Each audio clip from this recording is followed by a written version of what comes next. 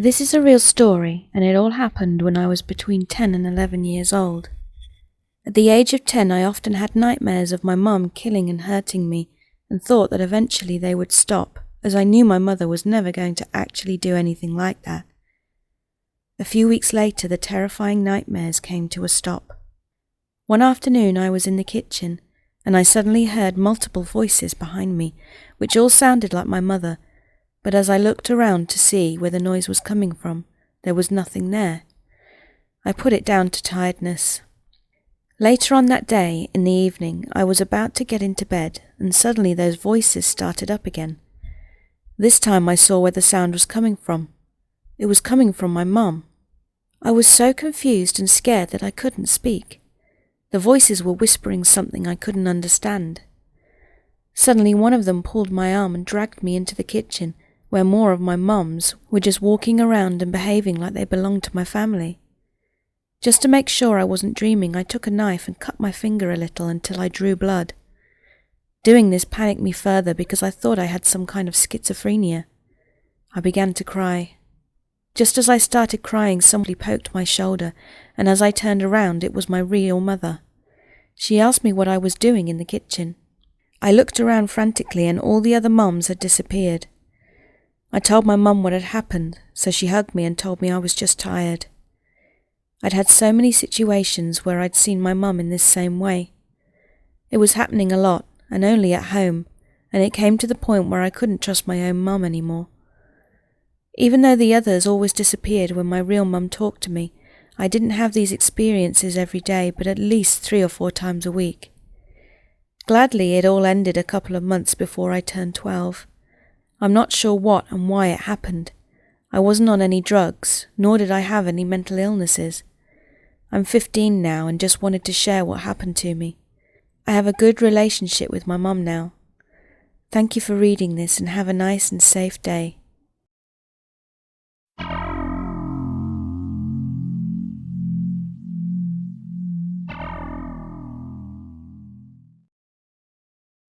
Ever since I was little, I had a wild imagination, and it was the best thing ever. Well, so to speak. I was 5 years old and home alone. No, my parents weren't horrible. My mum worked close by, and on her break she would come to feed and check up on me. Anyway, back to the story. All of a sudden I felt sleepy and wanted to go to bed. After watching Naruto and having a wild imagination, I was in the Hidden Leaf village and exploring. Soon after, it was my mum's break, but she hadn't come home yet. Odd, I wondered to myself. Then I heard knocking. I thought it was my mum, so I went to the door and opened it. It wasn't my mum, or anyone for that matter. Just darkness, like a void that had sucked everything away. I looked back to the room I had woken up in, and I see myself sleeping. I realized I must have passed out and thought this was going to be a fun dream. Then all of a sudden the lights in the room started to flicker, and I hear a raspy, hoarse voice say, "Hello, child. I see you finally fell asleep. That's nice. But now it's time I started having fun toying with you and messing with your life and decisions. Oh, the fun I'll have ruining your sanity day by day." Scared, I tried to run away, but abruptly stopped as the living room was gone. I panicked and started to have my first ever anxiety attack from my fear of darkness. The lights flickered again, and that's when I saw it. It is a male demon from what I can remember. He stood there with eyes so red and tears of blood running down his face. The smile he wore was sharp and sinful like a cold-blooded killer. "There's no place to go, Ashton. You're stuck here until I free you from this prison." I froze.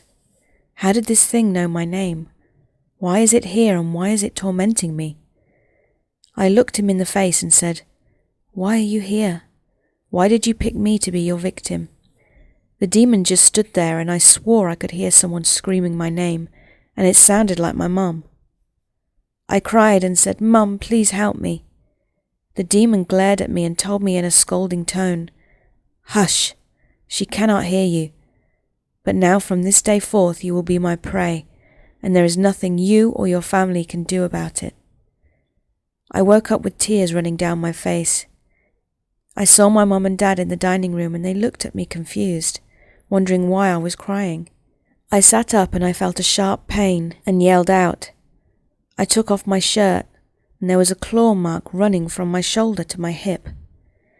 I hear his voice again, but deeper, and there's nothing you can do about it.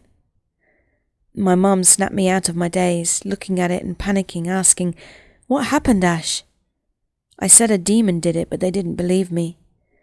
After that day, the same dream happened again and again. From when I was in preschool right up until high school. I was an outcast and depressed as a teenager. I felt useless and horrible.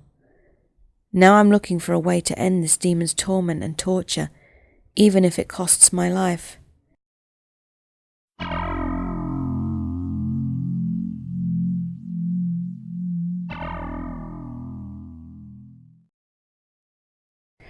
When I was around 20 years old, I was going to an all-ages gay with my friends. Normally it was just full of gay, friendly people and drag queens. It was always a fun time and fun experience. There were never any creeps because it was full of a bunch of gay lesbian people that just wanted to dance and meet others like them. I'm not gay, but I had many gay friends and we would just go and have a good time. Plus, it was the only all-ages gay club around. Where I live, you have to be 21 to get into anywhere else, and I love to dance, so this club was where I went almost every weekend. So this particular night, I didn't go with a group, I went with my female friend Gabby. We decided to have a girls' night away from our boyfriends, so we figured we would get all dressed up and go to the club. Once we got there and were dancing and having a good time, these two men, who we later found out were from Dubai, came over to us from opposite ends of the dance club. They just emerged out of nowhere and came up behind both of us while Gabby and I were dancing together. We both looked at each other, not realizing each of us had some dude behind us. Then all of a sudden we both feel a pair of arms wrapping around us and being dragged backwards away from each other. We were so confused and stunned as to what was going on, and it was so crowded and dark in there that I couldn't see too well. I could see that the man that took Gabby was young-looking with curly hair and an unsettling smile on his face. I kept my eyes on Gabby and she kept her eyes on me as we were being dragged away from each other. Whoever this guy was had a good grip on me, and it kept getting tighter the more I tried to struggle. So there was no point in struggling, and even if I screamed, no one would have heard me, because the music was so loud. If you wanted to talk to anyone, you have to scream right in their ear. All of a sudden this dude turns me around and I finally see his face. He is older, much older than the guy that grabbed Gabby. He smiled a wicked smile that made me very uncomfortable. I tried to look around for Gabby while he was still gripping me, but she was gone from sight. He turned my face to his immediately. He put one arm up against the wall, blocking me on my right side, then his other hand on the left side of my waist. He had a tight grip on that as well. He was trying to talk to me and I could barely hear him with his accent and with how loud it wasn't there. I didn't want him to get any closer to me, so I tried to peel my ears the best I could to hear what he was saying to me. He was asking me some questions, my name, my age, and where I'm from, stuff like that. I lied about everything except my age. I was tiny and didn't look my age anyway, so I just told the truth. I looked like I was 15 even though I was 20. I felt so strange. How could I feel so unsafe in such a huge crowd of people? He then proceeded to keep trying to dance with me and I just stood still, clearly uninterested. He then turned me around and pushed me up against the wall and started banging his pelvic area against my ass. He had my arms lifted above my head and he was gripping my wrists. It was such an odd, uncomfortable, violent position, and I could feel his erection every time he pounded himself into me. I was thinking to myself, what the fuck kind of dance move is this? I need to get out of here. What do I do? It's like I was frozen. I looked around the crowd to try and find Gabby again as this man is doing this to me, and I see some people looking at me on the dance floor. Bouncers were just oblivious to everything, unless a fight broke out. I knew I had this super uncomfortable look on my face, but it seemed no one noticed. I just kept begging in my mind, someone please save me from this man. No one came over to try to put a stop to it. Actually, some people were even smirking and laughing at me. I was assuming it was because of the way he was dancing with me. They probably thought it to be odd and funny. It was very odd, but it wasn't funny. It made me feel uncomfortable and disgusting, and I was super unsure how to go about getting out of this situation. His grip was tight, and he had me in a secluded area where I couldn't see my friend anywhere. I tried to wriggle my way out of this dance move, and his grip, once I realized no one understood that this was wrong and that I didn't know this person at all. As I was trying to wriggle away, I felt his hand on my back. He was pushing me down so my butt would be upright. He was trying to doggy-style dance now, by having me face down, ass up, and pounding on my ass with his pelvic area. He was, again, putting a death grip on my waist. I was getting angry at this point and super worried as to where my friend was and what was happening to her. So I tried my best to signal to him that I was absolutely not interested in that position. Once I wriggled out of that position, he spun me around and kept his tight grip on my waist. He was definitely manhandling me, and it actually hurt. He was starting to seem like he was getting irritated with me. He was trying to get me to move my hips. I was looking away from him, and he kept trying to get closer to my face with his. He was constantly keeping his hands on me. Never for more than a second would he let go to reposition them somewhere else to grip me tight. He really didn't want me to get away. I think he knew I was trying. I did get away though, thankfully. I yelled in his ear that I wanted to try to find my friend and I would be back, that I was her ride and I didn't want to lose her in the crowd. I was just trying to keep calm and act like nothing was wrong with his actions, because I didn't want him to try to keep me there more by realizing I was trying to get away. So he chuckled and smiled and said, "Yeah, okay. You are coming back though, right?" And I said, "Yeah, just 1 second." So he hesitantly let me go, and I was thinking, freedom. I also realized those few minutes that were spent with him I wasn't really breathing, so among all those people in the crowd, it was like a breath of fresh air to be in this crowd and to be away from this creepy, disgusting guy and his clutches. I was skulking the place for my friend, but also looking behind me to make sure the guy wasn't following me. I couldn't see him, so I just kept looking for Gabby. I found her. She was with the young creepy guy, and he had her facing forward as he danced with her from behind. When Gabby saw me, she looked at me like I was her saviour. She stretched her arm out as I ran to her, and I grabbed her hand and yanked her from his clutches. We ran outside and left those creeps in there. We were trying to catch our breath and tried to tell each other about what had just happened to us while we were apart. As we started to calm down, we realized the creeps had followed us. They came outside and were slowly walking over to us. We pretended we hadn't seen them and moved ourselves further away from them and pretended to just be talking and laughing like they weren't there. Then we had nowhere to go from that point, and they caught up with us. The older one said, "Hey, thought you were coming back inside." I said, "Yeah, but we were really hot in there and we need some fresh air." The older one said, "Come on, let's go back in." And they started to pull on our arms to drag us back in. There was no way we were going back in with them. We slithered our wrists out from their grip. I said, "No, we're okay. We're actually quite tired and we were going to go home soon." They stopped and smiled at us. The older one said, "Do you want to come to our place tonight? We have beer and movies. We can watch some movies." I said, "No, it's all right, but thank you. We need to go back to our house and rest. We have a lot to do tomorrow," which we really didn't. Then the older one said, "Okay, well, do you want us to give you a ride home? We can give you a ride home." I said, "No, thank you. I have my car, and I'm driving. It's fine." Then the older one said, "Okay, well, we're from Dubai. I moved out here not too long ago, but my cousin," he gestured to the younger guy, "still lives in Dubai and he came out here to visit. I'm trying to show him a good time out here. He is single." Then he winked at us and the younger guy smiled. I said, "Oh, well, we hope you enjoy your stay. There are tons of bars and clubs around here. We aren't single, we both have boyfriends actually." Which we did. Then I continued, "Thanks for the offer though."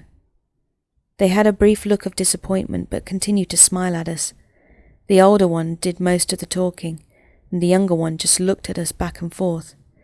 They would inch closer too, probably thinking we didn't notice it, but we did, and they were so persistent.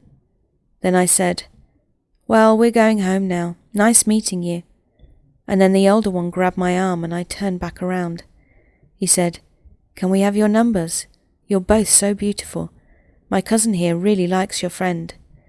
I said, I know, and I'm sorry, but she is in a serious relationship, as am I. He continued, Can we have your numbers? While we are here and I am showing my cousin a good time, I would like to hang out more. Maybe you will know more places we could all go to. Gabby and I gave each other a look and we knew what that meant, to give them fake numbers. So that's what we did. But they were smart and said, I'm going to call you now to make sure this is you. I panicked inside and quickly said, Oh, it is. And while they were preoccupied with getting ready to call us, I grabbed Gabby and we booked it. Gabby and I ran right out of there, and when we looked back we saw the bewilderment on their faces. They knew we'd fooled them. They just kept staring after us. Gabby and I turned back around and kept running until we got to my car. As soon as we got in, we immediately locked it, and then we sped out of there. I kept looking in my rearview mirror to see if I was being followed. Thankfully, I wasn't. After that incident, I didn't go back to that club for a long time. Later next week, after that incident, I went to my English class in college. My teacher was from Iran, so we learned a lot about the men that were from there. After class, I told her about what happened to Gabby and I with those men from Dubai. She looked so scared for me. She said it's good that you got out of there and that you tried to be nice to them. Most men from those countries aren't very nice and they could have really hurt you too. They were most likely dangerous. They may have even had wives at home and didn't tell you. Be careful, and if you ever see them again, report them. I took her advice seriously. I knew what they were doing was absolutely disgusting and creepy, but I didn't realize how serious it was until I talked with my teacher. Then it all just dawned on me. We could have been seriously hurt or worse. I haven't seen them since, and I don't plan on it. I wish back then that Gabby and I told someone at the club about them, but we didn't. We just wanted to get out of there and away from them. If we'd stayed, we never would have gotten rid of them. They clearly had spotted us immediately and just kept on our tracks and wouldn't let us be. I didn't want them to know much information about us or what kind of car I drove. I just wanted to get us safely out of there. I hadn't had that experience in that club before, and I was so scared and couldn't think clearly. The club is closed down now and replaced with a medical centre.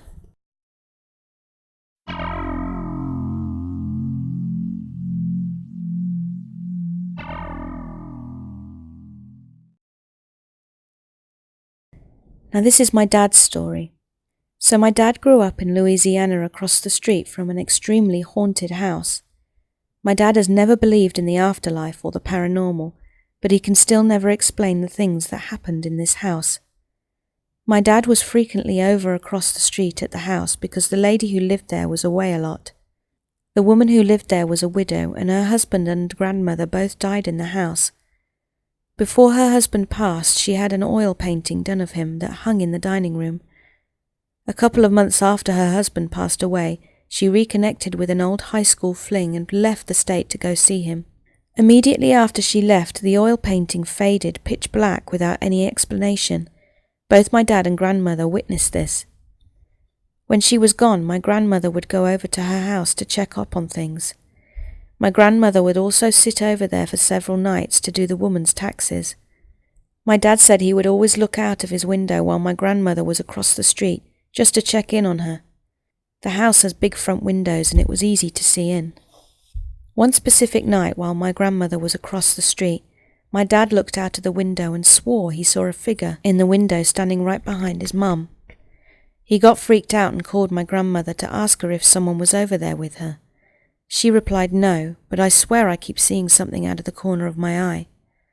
This next part still sends shivers down my spine every time he tells me this. One day my dad and his best friend ran across the street to this woman's house while she was gone so that my dad could take a shower. He has 2 sisters and they hogged the bathroom. While my dad was in the shower, his best friend, I'll call him G, screamed for him to come out and see something. Of course my dad runs out and sees G standing by a piano that the woman had in her living room. G tells my dad, "Watch what happens when I play this," and proceeded to play a couple of keys on this piano. Immediately after, they both heard 3 loud bangs coming from right above them in the attic. My dad, being skeptical, told him to do it again, and sure enough, 3 consecutive loud banging sounds were right above them. It was so loud and forceful, my dad claimed that popcorn from the ceiling was falling down. They both noped out of there, and my dad said to this day he could never explain it. After my dad watched The Conjuring for the first time, he got a bit spooked when Ed Warren said how if you hear 3 loud banging noises in a potentially haunted home, it's an insult to the Father, Son, and the Holy Spirit. He immediately remembered what he witnessed in that house and freaked out. I'm not saying it was demonic, but something was terribly wrong with that house. I have plenty of more stories about what my dad witnessed, and I have even experienced some things with that house recently, because my aunt still lives in the same house they grew up in.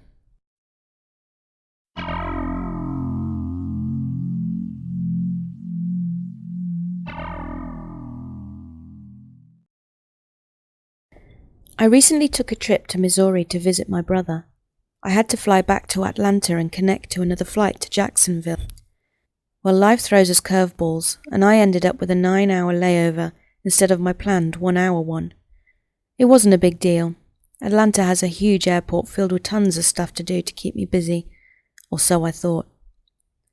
I had a lengthy dinner at 9 p.m, and afterwards I began walking around different parts of the airport, admiring the art they have on display, chatting with airport personnel on different subjects, just basically killing time. Well, I got to wanting a cigarette before long, and a security guard told me the only way I'd be able to get to a store at that time of night was to take the train into town. I go and purchase a card, and before long I'm on my way to the West End, a few stops past College Park. As I hop off the train, this young runaway attendant comes up to me with very wide eyes and concern in his voice. "You aren't from around here. I'm going to walk with you."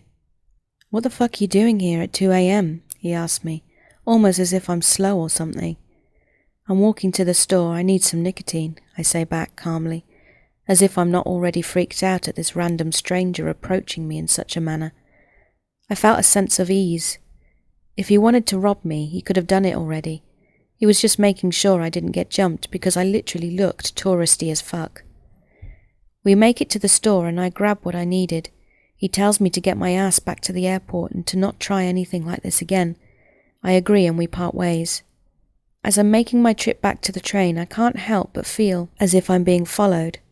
I know not to make it obvious that I'm aware in risky neighbourhoods, so I change my path and try to make circle around this car lot, weaving in and out of the cars to get a good look behind me.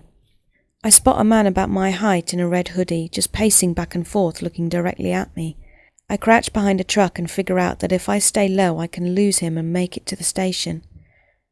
All goes smoothly and in a few minutes I'm sitting on the bench waiting for my train to take me back to the airport.